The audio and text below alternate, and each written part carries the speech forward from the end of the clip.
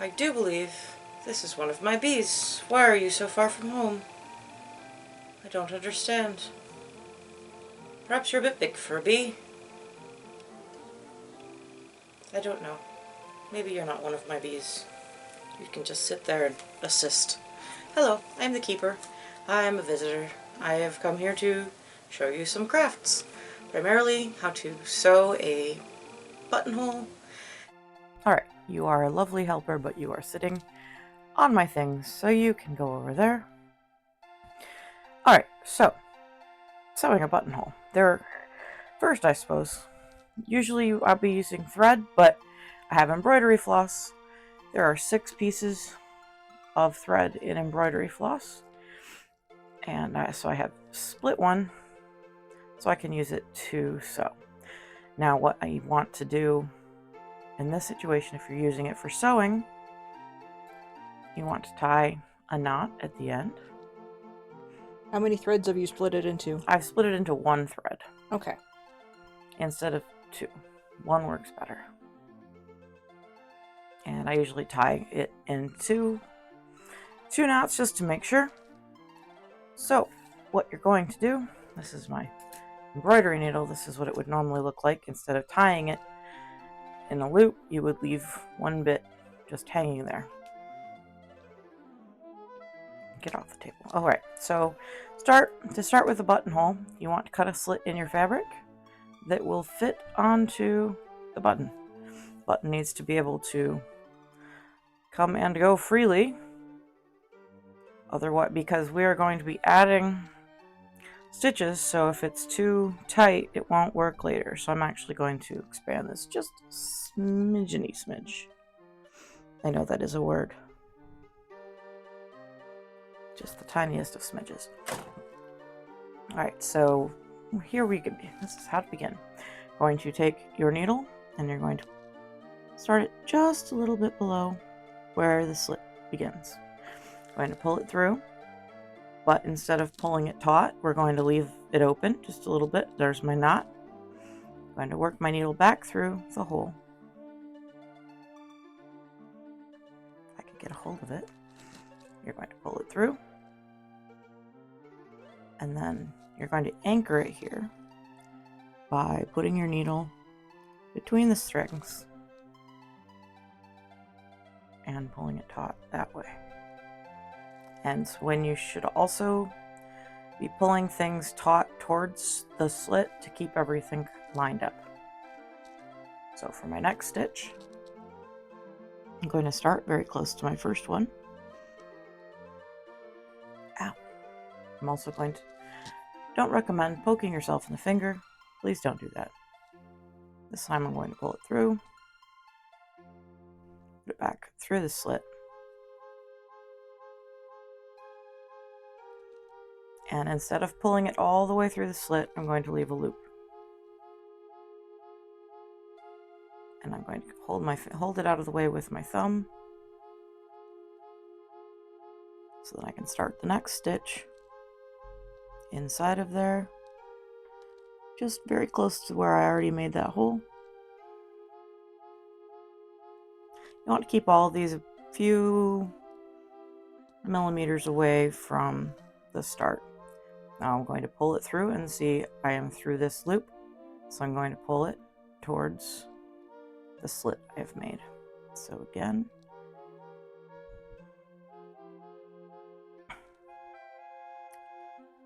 I'm trying to keep them fairly uniform because you need to keep all these little pieces from fraying. Also, especially once we turned it, you want to make sure you can fit your finger through the hole.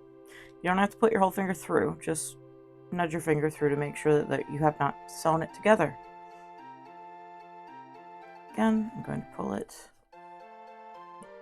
This is a bit easier on a bigger piece of fabric. And I'm going to make a loop, hold that loop open with my thumb,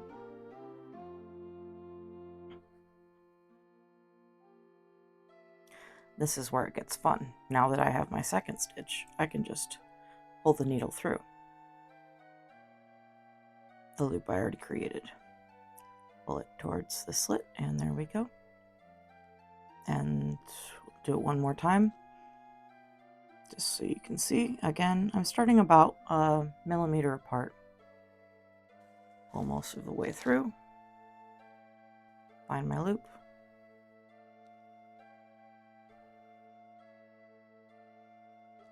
I'm going to put the needle back through that and pull it taut. As you can see, it's starting to cover the buttonhole. So I'm going to go ahead and finish this up and come back to you in a second to show you how to turn it at the top. And I'm going to do that. It's filming. All right, so I've gotten several stitches done. So again, keeping your finger, just making sure you're not accidentally sewing your button together or buttonhole together. I'm going to do one more right at the very top of the slit.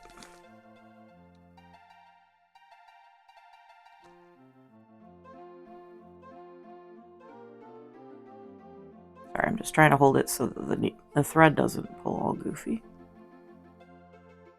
There we go. And now I'm going to do one at the very top. So I'm going to go a little bit above. And I'm repeating the same process. Oh, goodness. Except I seem to have lost the hole. Now, this is where you have to be mindful that you're not accidentally sewing your hole back closed.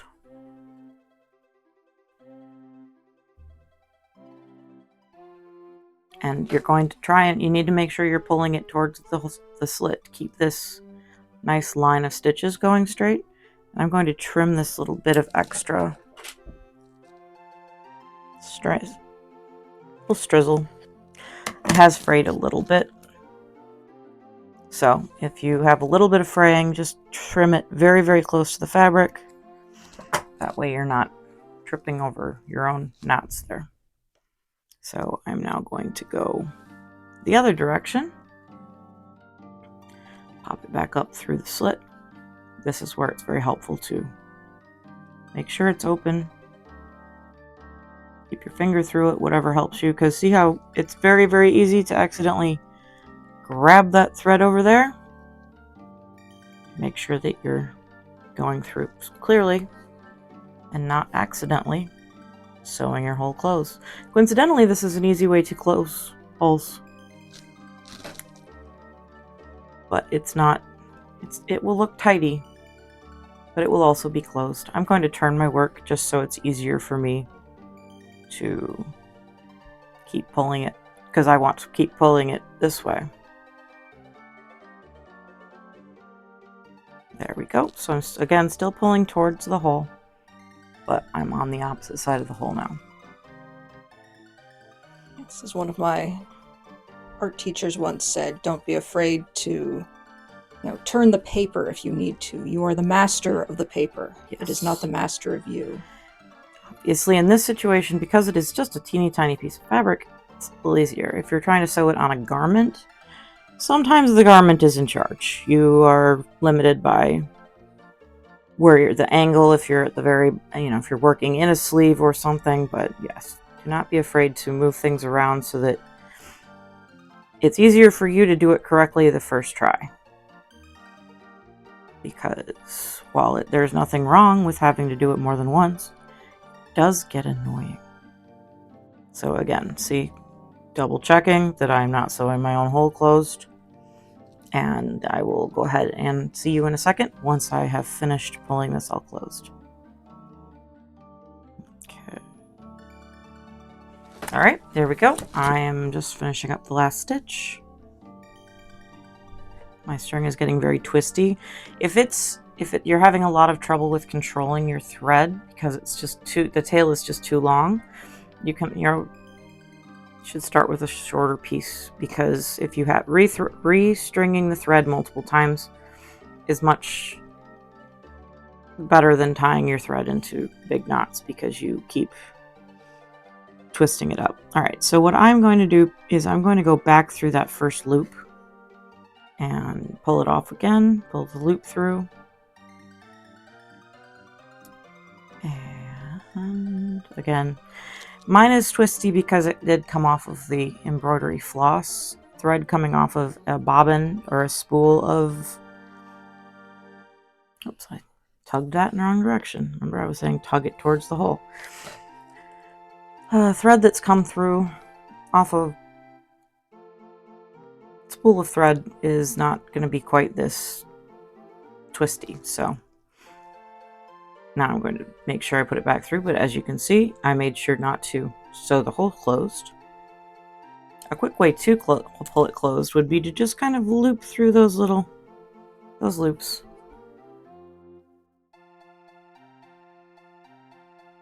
And now I'm going to tie it off by running it underneath my knot.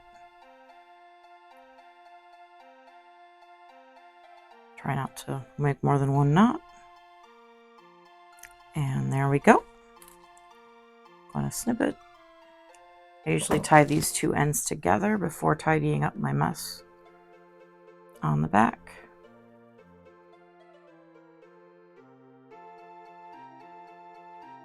Okay. Twice for good measure. And then I can snip it really closely without worrying about it coming undone. And there we go. Make sure that my button... Hey, look, I still have a successful buttonhole. It is a bit looser, probably because I wanted to make sure it was not going anywhere. And that is how you do one with a blanket stitch. There is a fussier version I can show you that looks more like a professional buttonhole. Give me 1 second to get a new piece of thread threaded, and I will show you that one. But I'm going to fight with the thread for a minute.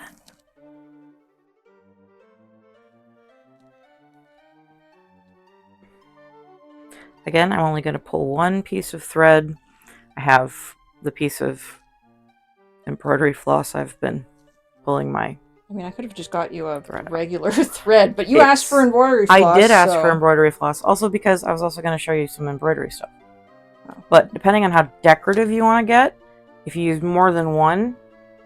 Oh, that's actually what I should do, is I should use two, because that'll make it look fancier. I knew there was method to the madness when I asked for it. Okay, so instead of using one thread this time, we're going to use two threads. I'm going to use two threads, so it'll take up a little more space. However, I'm having two thread difficulties. Please hang by. Please hold. Please stand by. There we go. It may have taken me a minute. I finally got this together. So now I have two pieces of thread, or two pieces of string. And I'm gonna again tie it with two knots. Okay, so once again, you want to create a slit. It's roughly just a little bit bigger than your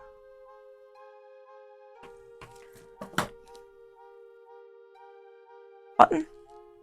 Make sure your button slides easily in and out of it. I don't know why I did it quite that close to the previous buttonhole. So this one is to make it look more like a professional buttonhole. You start by actually framing your buttonhole with stitches around it. And I'm just going to use a back stitch, which I go up ahead a little bit and then stitch back. Usually try to throw it through the same hole that the thread came through, so that I have a fairly continuous line. I'm going to try and keep this about, again, 2-3 millimeters away from the hole. Doesn't have to be huge. It's a little bigger than it probably needs to be for this exercise. And once I get up to where the top of the slit is, which is right there, make one more stitch here.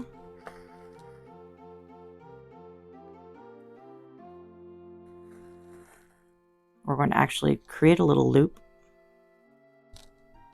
Little hexagon, probably.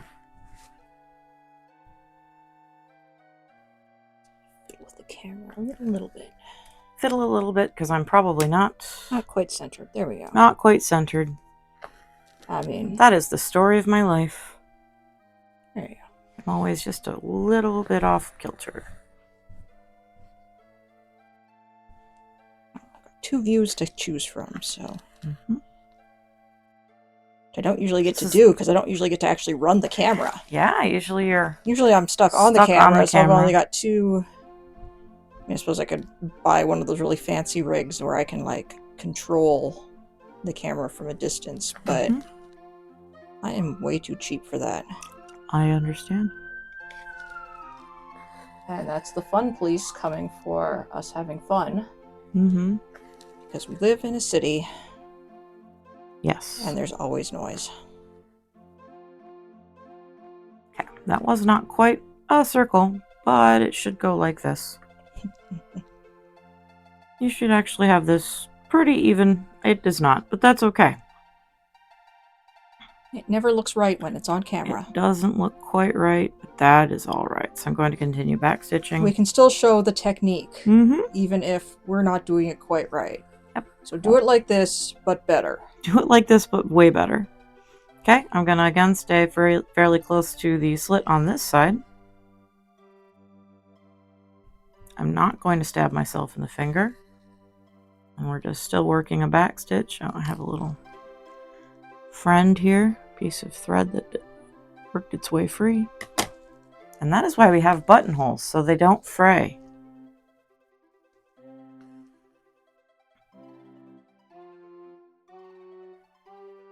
I suppose you use felt for everything, but felt stretches. Yes, you can just sort of cut a hole in felt and use that as a button. This would be perfect for felt, just the blanket stitch version.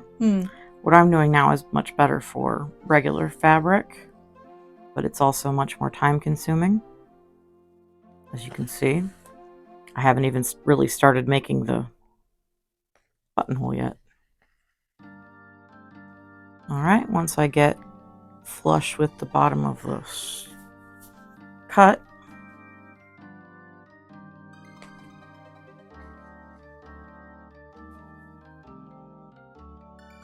I go just a little bit underneath it. Not too far. Goodness gracious. This one I'm not going to try and do a circle. I'm just going to go straight across.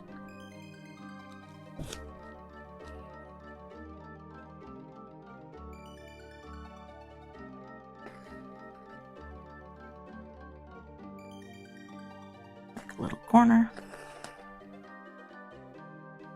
I'm sure it's extra fancy that way. It is extra fancy when you make it right angles. Right angles make everything fancy.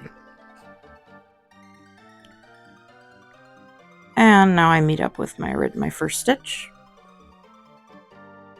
Hopefully I've been able to keep my thumb out of the way for most of the filming. Alright, so now what I'm going to do is start right below this, put it up, push through the slit. That was pulling. That means I caught some thread on my way down. There we go. And I'm just going to keep going. So now I'm going to make another stitch right next to it. These ones need to be very close together, which is why I use 2 strings instead of 1, because it kind of bulks it up a little bit. I'm not going to go into the slit with this one. I'm going to go right here next to it. What I'm trying to do is create bulk there. But as you can see, it should be fairly full of stitches now. Now what I'm going to do is start right on the outside, just outside of my line that I created. And if you have to move it 14 times, that's okay. You just want to be as close as possible. Okay. And now I'm going to put it through the slit. And here's the fun part.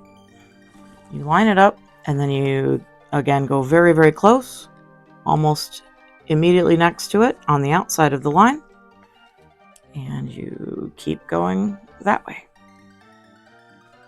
You're just putting it through the slit, and you're making sure that your hole, or that your stitches are so tight that it's making a continuous line on the inside. But you're just looping the fabric here, which is going to create more of a French seam where it's more rolled underneath, which helps prevent even more fraying. Now I'm going to go ahead and do all of this and meet you up here where I'm supposed to have turned it. Give me a second, I'll be back. Because this one does take a little bit of time. Okay, so the first one you were doing a blanket stitch all around, and in this one you just make, you know, a circle around it, and then you're just making single loops around rather than blanket stitching. And this has a name too that I suddenly cannot think of. So if you give me 1 second to look at my notes, I will tell you the actual name of this stitch. Couching stitch, that's what it's called. So this is considered a couching stitch, also a couching stitch. Well, right now what I'm doing is really a couching stitch, where you're going over a piece of thread that's already there. So you're using two pieces. So in this case, if I were embroidering, I would be holding a piece here and sewing over it. It would be on top of my work, so then it would make my work pop out. In this case, we're only covering this to keep that thread locked in, but it is making it pop out because I am going over where this line is. So it's giving it a nice finished appearance. So couching stitch is, I was thinking of it has the name I was thinking of is actually if you're using gold thread, actual made of gold. And that has a completely different name, so I knew I was wrong. Okay, as you can see, I'm a little off. It's thicker here than it is here. The world will not come to an end. This is not a professional buttonhole. But it will keep your buttons in place. But it will keep your buttons in place and look really nice from a distance. Who's going to be close enough to see, other than you? You're the only one who has to know that you messed up. You can live with that. And if you can't live with that, pull it out and try again. Right, because you don't usually do this by hand. Yes, normally I don't do this by hand, or if I do, I am using the much easier blanket stitch. But I thought I would show you both ways, because this is more what a sewing machine is going to make it look like. Although they will be very even, seems how it is a sewing machine. And I'm very near the bottom. It is easier to just be looping the thread around it though. So while I'm looping it a lot, it's much harder to accidentally sew the hole closed. Okay, now I'm going to come down here to where I made the stitch at the bottom, because that's the bottom of the hole. And I'm going to just go vertically, because I don't want the bottom of the hole to be wider than the top, where I've created this nice little loop. So I'm just stitching it side to side.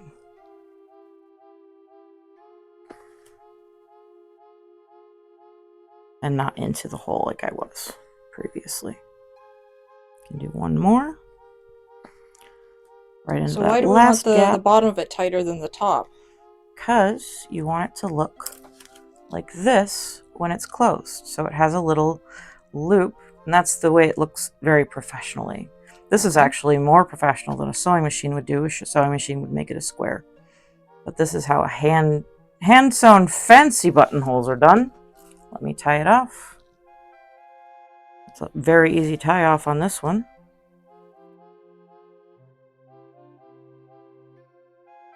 Just a regular tie off. Yep, just loop that under any of these threads. There are quite a few of them. I'm just going to trim all my little edges.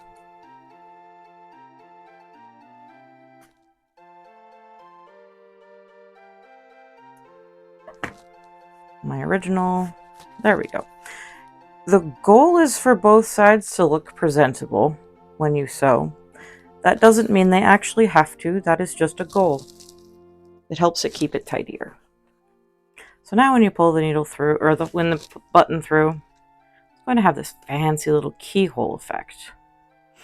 And then what it should be able to do is for it to hold the button right there in that little hole, which will keep the button more secure. However, I need a bigger button for this. In this situation, you would actually be using a much bigger button, but that is okay. That's just a little demo button. This is demo button, this but is you would be proof of concept. Proof of concept button. You would actually be using a button that will actually go like the entire length of the slit. But since this was just demo button to see that it fits through that hole. So this is something where you would be cutting to a predetermined size, and you would have a button that actually fits it. More professional tailored version. This is the I just need it to not fall apart version. And the more blanket stitch you do, the nicer it's going to end up looking along that edge. It would look fancier if I'd done 2 threads again instead of just 1. It will keep it from being as bulky. As you can see, this stands up quite a bit. This is much more streamlined. So and especially if I was using a color that didn't stand out so much for the camera, it would be a little more invisible. So that is how you make 2 different kinds of buttonholes. Okay, just hold up your buttonholes for the camera nicely, the table camera. I'll get it in. Okay, and I will come around and meet you in a second. All right, sounds like a plan. See, this is how the buttonholes are supposed to look. Thank you for your assistance from afar. My little hey there. Not bee. Hello, welcome back. Yes, because this is how I did the buttonholes on the doctor's robe. If you can see that, it's black on black. But I just used a cord and then sewed that on there because I have no idea how to make buttonholes. Now you do. But in that case, that also looks very tidy though. What's that? When you make a loop like that, it still looks very tidy. I'm asking Ira. He's telling me something. Oh, I apologize. No, the doctor is not naked when the doctor doesn't have their robe. They're in summer mode. It's too hot for a robe right now. Far too hot. It is too hot to be wearing a beekeeping veil. However, this is how I dress. I can get away with going sleeveless. I pushed mine up. Best I can do. Because when one is a beekeeper, one needs to be as covered as possible. Keep the bees on the other side of your clothing. You would also wear gloves, because I'm a big fan of not being stung by my friends the bees, as it can hurt them. Don't worry about me. It'll hurt them. I'll be fine. Okay. So thank you for showing me how to make a buttonhole, since that You was are something quite I welcome. had no idea how to do. Mm-hmm. No And problem. so- Thank you for being patient while I fought with that needle for 4 years. All right. Until next time, stay crafty. Bye.